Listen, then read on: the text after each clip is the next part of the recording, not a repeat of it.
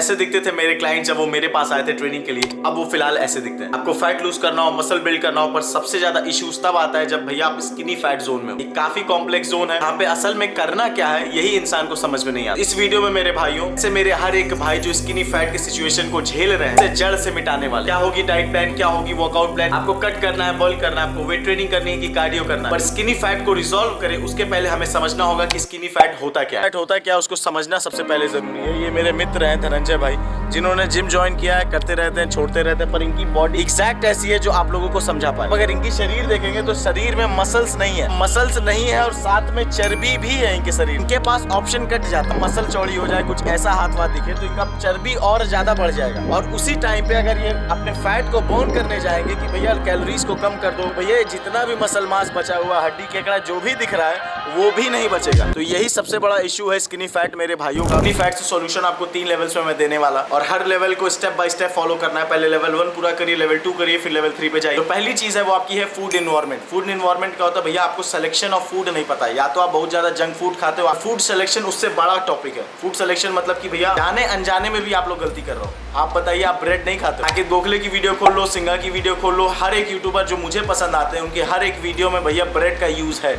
पर क्या आपको पता है ब्रेड का ग्लाइसेमिक इंडेक्स चीनी से भी बुरा है। ग्लाइसेमिक इंडेक्स एक रेफरेंस है जहां पे आपकी बॉडी इंसुलिन स्पाइक कितना करेगी किस फूड को खाना। इंडिया सैंडविच खा रहा है ये सोच के कि भैया मैं लीन हूंगा, जबकि बॉडी उसकी ब्लोट कर रही है, बॉडी शुगर लेवल ऊपर ले जा रही है। सबसे पहले क्या करना है भैया, हर फूड के अच्छे बुरे के बारे में जानने की कोशिश करिए जितना आपसे हो पाए। कोशिश करिए हर उस प्रोसेस्ड फूड से दूर रहे जो भैया मार्केट में मिल रहा है। सबसे जरूरी चीज आपको ऐसे फूड को पिक करना है जो लोएस्ट कैलोरीज में हाईएस्ट रिटर्न। एग्जाम्पल के तौर पर अगर आप अंडा ले लो तो उसमें ऐसे अमीनोज है आपको किसी अदर फूड में नहीं मिलेंगे, उल्टा ये बहुत लो इन कैलोरीज है। 3-4 बॉयल अंडे भैया 150 कैलोरीज के अंदर आ जाए। मैं क्यों न्यूट्राबे वे को यहाँ भी कैरी कर रहा है, यहाँ ऋषिकेश में भी आगे, क्योंकि मुझे पता है कि यहाँ सात्विक भोजन में वो कैलोरीज मिलने वाली ज्यादा, कार्बोहाइड्रेट है ज्यादा। पर यहाँ पे एक स्कूप अगर इसका मैं कंज्यूम कर रहा हूँ तो भैया 110 कैलोरीज के अंदर मुझे तकरीबन 6 ग्राम BCAA मिल रहा है और 25 ग्राम मुझे प्रोटीन मिल रहा है। मुझे थ्रू आउट मेरी ट्रेनिंग मुझे असिस्ट करेगी। शाम में मैं जिम भी जाता हूँ, सुबह उठ के अगर रनिंग हो पा रही तो रनिंग कर रहा। एक स्कूप के अंदर ये सारी चीजें मुझे मिल गई। मुझे मसल बिल्ड करने के लिए, एक्चुअली लीन रहने के लिए, फैट लूज करने के बहुत ज्यादा वे में मुझे असिस्ट कर। ऐसे ऑप्शंस आपको ओवरऑल लाइफस्टाइल में अपने डाइट में बनाने हैं कि भैया लोएस्ट कैलोरीज में मैक्सिमम रिटर्न दे। न्यूट्राबे वे की खास बात एक और होती है कि भैया ये बायोबिलिटी में बहुत हाई होता है। खासकर जैसा बताया कि स्किनी फैट लोग जो होते हैं उनका डाइजेस्टिव ट्रैक और गट हेल्थ बहुत वीक होता है, तो वो इस शरीर में लगेगा ही नहीं। वे प्रोटीन न्यूट्राबे का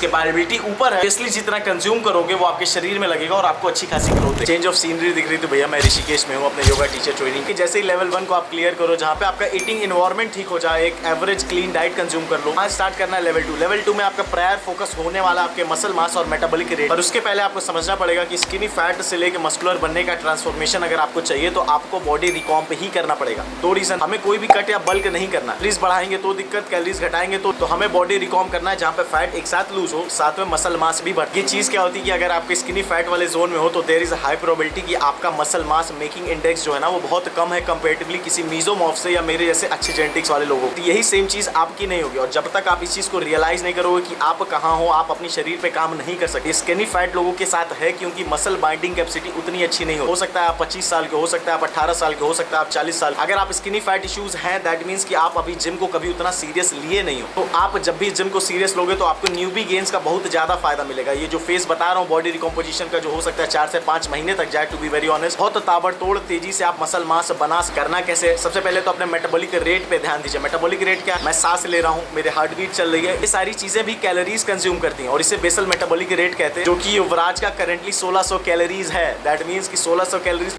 प्लस मेरी ट्रेनिंग है मेरी एक्चुअल मेंटेनेंस कैलोरीज।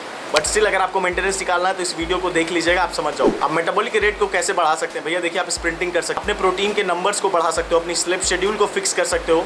साथ में एप्पल साइडर विनेगर सुबह उठ के हल्के से गुनगुने पानी में पियो, आपको बहुत ज्यादा असिस्ट करेगा। बढ़ा हुआ मेटाबॉलिक रेट सिर्फ आपके एनर्जी लेवल्स नहीं बढ़ा देता, आपकी लिमिट बढ़ा देता कि भैया 200-300 कैलोरीज आप ज्यादा भी खाओगे स्टिल आप मेंटेनेंस में रहो। आपको समझना पड़ेगा कि बहुत ज्यादा हुआ कि मेरे ऐसे ट्रेनिंग करने की जरूरत नहीं है, जहाँ पे पर सेशन आपको सिर्फ 25 सेट के आसपास ट्रेन करना है, जहाँ पे आपका प्रायर फोकस होना चाहिए कि भैया बड़ी मसल को हिट कर रहे हैं। जरूरत नहीं है आइसोलेशन, छोटे बाइसेप्स वगैरह को ट्रेन करने की कोशिश करिए कि ऐसा एक्सरसाइज जो ज्यादातर मसल को एक साथ में ट्रेन कर रहा हो, जैसे कि डेडलिफ्ट हुआ, जैसे कि कंपाउंड एक्सरसाइज ही साथ में ज्यादा मसल को ट्रेन करोगे तो ज्यादा कैलोरीज बर्न करोगे और आपकी मसल मास बढ़ने की जो पोटेंशियल है वो खुद ही बढ़ जाए। दूसरी चीज जो ध्यान में होना चाहिए आपका प्रोग्रेसिव ओवरलोड। प्रोग्रेसिव ओवरलोड का अर्थ सिर्फ भारी वजन उठाना नहीं है, कई बार मैं बता चुका हूँ। अपनी रेपिटेशंस को ऊपर नीचे करते रहिए। वर्कआउट स्प्लिट में भैया अपर बॉडी लोअर बॉडी कर दीजिए, पुश पुल लेग कर दीजिए, डबल स्प्लिट कर दीजिए। ये सारी चीज प्रोग्रेसिव ओवरलोड है। क्यों? क्योंकि बॉडी के लिए नया है। जैसे आप इसको देंगे बॉडी इस पे सेव करेगी और मोस्ट प्रॉब्ली आपको रिटर्न अच्छा है। और अगर आपको अभी भी नहीं समझ में आ रहा तो ये स्क्रीन पे आपकी प्लेलिस्ट आ रही होगी, इस पे क्लिक करके एक वर्कआउट प्लान यूज कर सकते हैं। फिलहाल के लिए भैया कोई भी आपको कार्डियो नहीं करना है ज्यादा, आपको कोशिश रखना है कि through out day 5 air steps आप पूरा कर लो।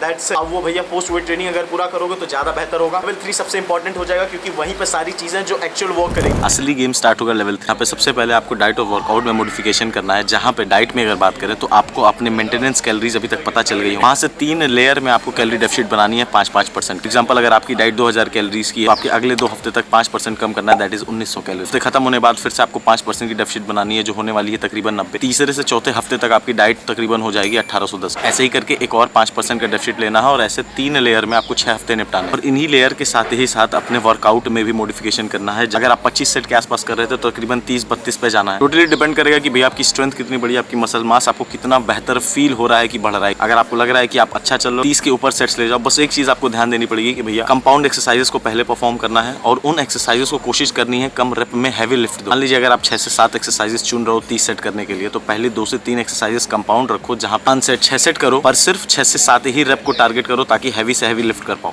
बची हुई एक्सरसाइजेस को आइसोलेशन में ट्रेन करो, जहाँ पे छोटी छोटी मसल को टारगेट करो ज्यादा रेपिटेशन के लिए। लोग कहते हैं कि भैया ज्यादा रेपिटेशन करोगे तो आप लीन होगे, ऐसा कुछ नहीं। मसल दोनों में टारगेट होती है। आप हाइपरट्रॉफी में ट्रेन करो, स्ट्रेंथ ट्रेनिंग में ट्रेन करो, दोनों जगह पे मसल ट्रेन हो रही, दोनों जगह पे कैलोरीज बर्न हो रहा है। एक आदमी वो है जो दोनों को इस्तेमाल करे, जो हम लोग करेंगे। तो लेयर पे कम से कम कोशिश करना है 2-2 हजार स्टेप्स को ऊपर करें। और जैसा कि लेवल 2 तक बताया था कि 5000 का आपको टारगेट करना है, तो आपको 3 के छठे हफ्ते तक आप 11000 स्टेप्स पे चले जाओगे। आई नो आपको थोड़ा बहुत वीकनेस फील होना स्टार्ट हो जाएगा, पर यहीं पे आएगा रिफीड। अगर आप सही से मैच जोड़ पाओगे भैया तो आप 2000 से अगर स्टार्ट किए हो तो तकरीबन 16-17% डेफिसिट क्रिएट कर लियोगे 6 हफ्ते तक, जो आपको फैट लूज देगा ही देगा, साथ में थोड़ा बहुत लीन आपको फील कराएगा। अब यहाँ पे आएगा रिफीड। अगर आपकी छठे हफ्ते के एंड पे डाइट 1800 कैलोरीज थी तो वहाँ से 5% बढ़ा दें, दैट इज 90 कैलोरीज। अब आपकी नई डाइट मतलब 7वें और 8वें हफ्ते के लिए 1890 कैलोरीज की हो जाएगी।